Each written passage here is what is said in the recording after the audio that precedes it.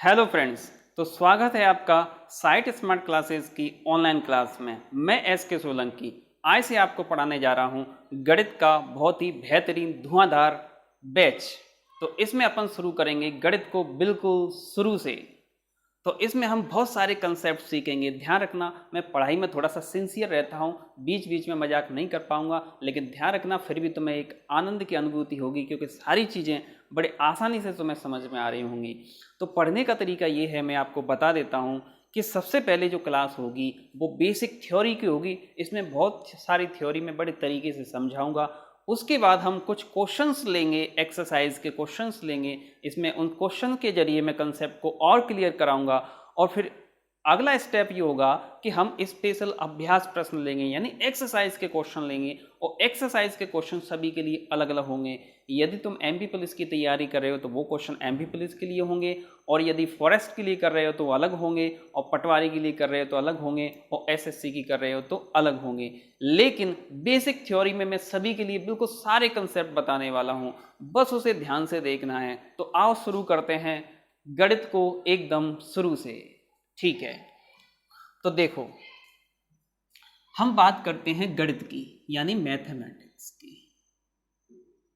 गणित, ध्यान रखना, भाषा जो होती है, भाषा की इकाई होती है क्या? अक्षर। तो इसी प्रकार जो गणित की इकाई होती है वो होती है अंक। क्या? अंक। ध्यान रखना, क्या इकाई होती है? अंक। तो गणित में क्या होता है? अंक होते हैं, और अंक को अपन क्या कहते हैं? डिजिट। क्या कहते हैं? डिजिट।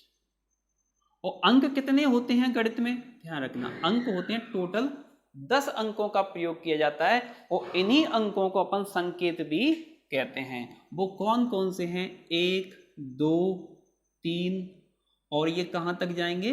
9 तक। और एक इसमें आ जाता है क्या? 0। क्या? 0।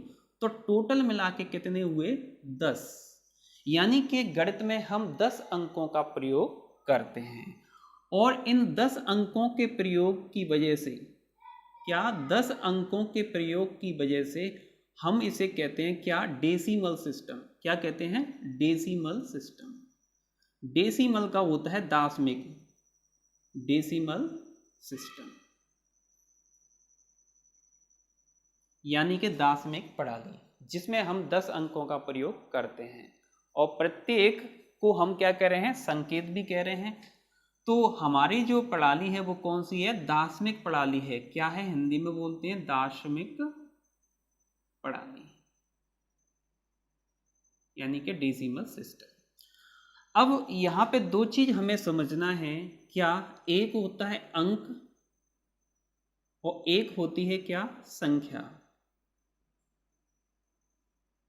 तो जैसा कि आप जानते हैं, अंक को अपन क्या कहते हैं? डिजिट।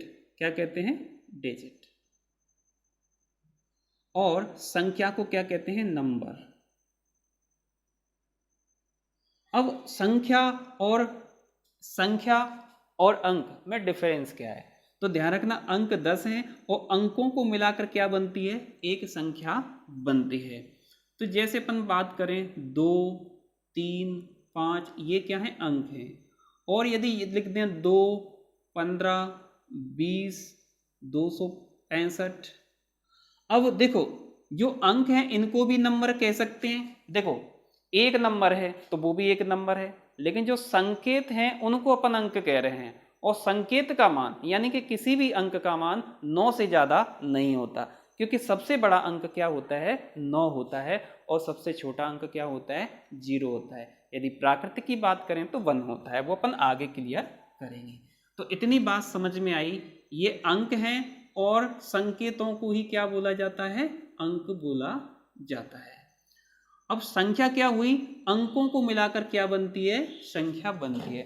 ध्यान रखना, संख्या एक अंक की भी हो सकती है, 2 अंक की भी हो सकती है, 3 अंक की भी हो सकती है, यानी कि एक नंबर कितने भी नंबर का हो सकता है। तो गणित में ध्यान रखना, क्या चीज हमने देखी? गणित में हमने देखा 10 अंकों का प्रयोग, इसलिए बोला गया डेसिमल। और इसमें अंकों से मिलकर बनती है क्या? संख्या, जिसे अपन क्या कहते हैं? नंबर कहते हैं। तो गणित में नंबर हैं, और क्या है? 4 प्रोसेस हैं। क्या है? संक्रिया हैं। प्रोसेस को अपन क्या कहते हैं? संक्रिया। और वो कौन कौन सी हैं? वो हैं तुम्हारी क्या, मल्टीप्लिकेशन, डिवीजन, एडिशन और सब्ट्रैक्शन, यानी कि गुणा, भाग, व्यकलन, व्यकलन और एडिशन यानी योग। इसे अपन है ना योग कहते हैं इसे, या व्यकलन भी कहते हैं और घटाना भी कहते हैं। तो गणित में हमने देखा क्या है, पूरे गणित में या तो हमें अंक मिलते हैं या फिर मिलते हैं हमें ये 4 प्रोसेस, और इन्हीं पर पूरा गणित आधारित है। इसीलिए कहा गया है mathematics is the easiest subject, यानी कि गणित सबसे आसान विषय है। बोल रहे होंगे क्या सर आप भी, ये रियलिटी है, गणित वास्तविक सरल है, बस उसको उस तरीके से पढ़ने की जरूरत है। तो ये चीजें हमने देखी। तो अब हम इसमें देखेंगे क्या, संख्याएं। क्या देखेंगे? संख्याएं। और संख्याओं को पढ़ने के लिए हम क्या पढ़ते हैं? Number system. क्या पढ़ते हैं? इस संख्याओं को लिखने का सिस्टम, तो जिसे अपन क्या कहते हैं? Number system.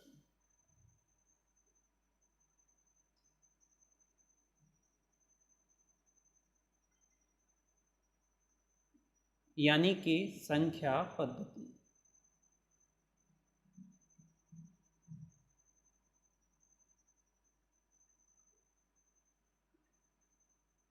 Number system. तो गणित में जो सबसे पहला टॉपिक आता है उसका नाम है संख्या पद्धति, यानी कि इसमें पढ़ते हैं हम संख्याओं के बारे में कि संख्या की जो पद्धति है वो कैसे काम करती है, कौन कौन सी संख्याएं होती हैं, क्या क्या संख्याएं होती हैं और कैसे कैसे उनके यूज होते हैं, कैसे कैसे सवाल बनते हैं। तो हम पढ़ेंगे क्या? संख्या पद्धति। और इसमें हम पढ़ेंगे केवल नंबर्स के बारे में। किसके बारे में? नंबर्स के बारे में, जिनकी शुरुआत कहाँ से होती है? 1 से भी होती है, नेगेटिव नंबर्स भी आते हैं, बहुत सारे नंबर आते हैं। तो आओ शुरू करते हैं।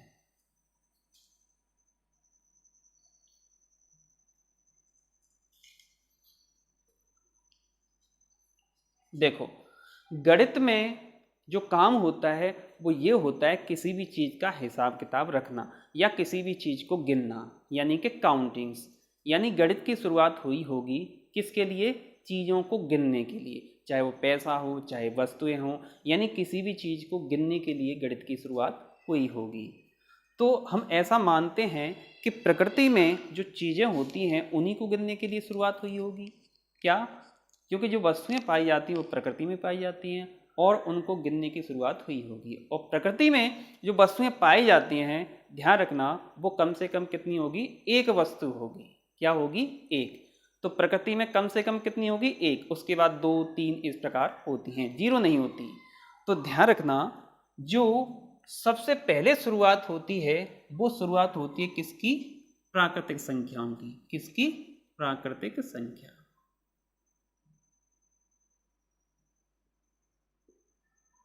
और इनकी शुरुआत कहां से हो रही है? इनको अपन क्या कह रहे हैं? Natural number.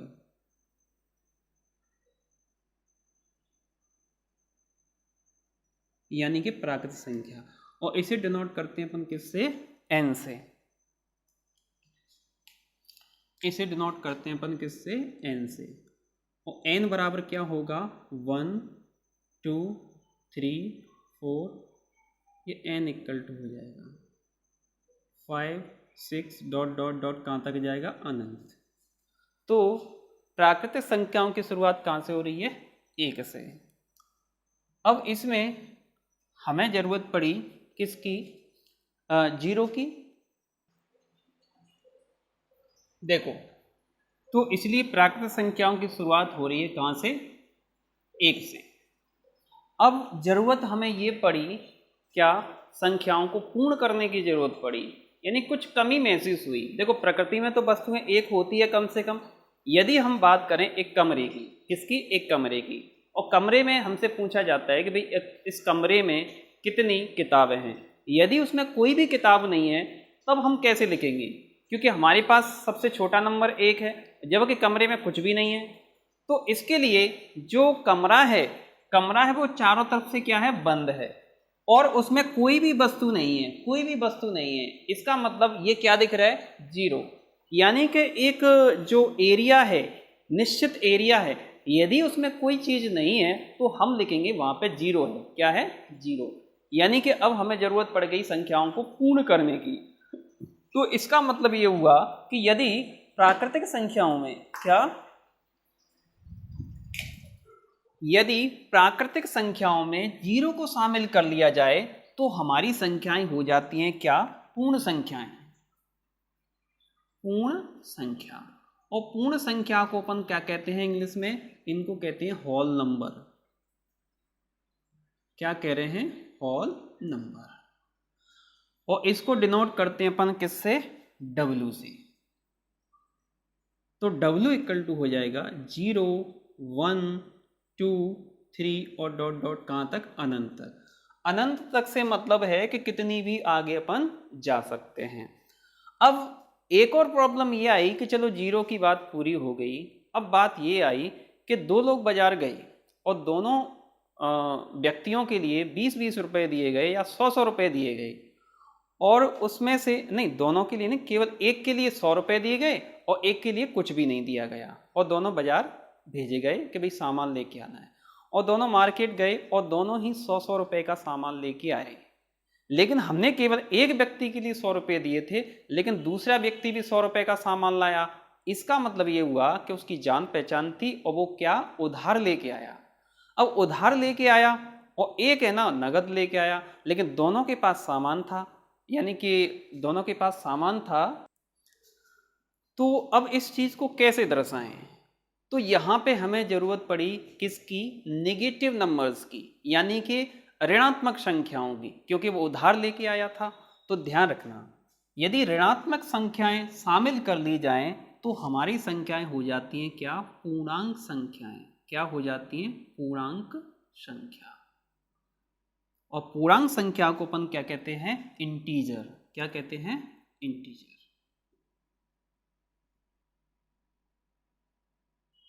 और इंटीजर्स ध्यान रखना, इसमें दो हो गए, नेगेटिव और पॉजिटिव। यानी कि इसमें क्या होगा कि सबसे छोटी संख्या होगी, इसे अपन आई से डिनोट कर रहे हैं, तो सबसे छोटी क्या होगी? माइनस में अनंत और डॉट डॉट -3, -2, -1 और फिर 0, फिर 1, फिर 2, 3 और डॉट डॉट अनंत तक। तो इसका मतलब ये हुआ कि ध्यान रखना, सबसे छोटी क्या है इसमें? माइनस अनंत, और बीच में क्या है? 0, और सबसे बड़ी प्लस में अनंत। तो ध्यान रखना, -2 छोटी होती है -1 से। तो इंटीजर में हमारे पास क्या हो गए? दो प्रकार के नंबर हो गए, एक तो ये इधर वाले हो गए और एक इधर वाले हो गए। 0 इसमें क्या हो गया? कॉमन। अब ध्यान रखना, यहां पर 0, ठीक है, -1, -2 और -3, तो इनको बोला जाता है क्या? धनोत्तर संख्या। क्या बोला जाता है? धनोत्तर। धनोत्तर संख्या। धनोत्तर संख्या को कहते हैं नॉन पॉजिटिव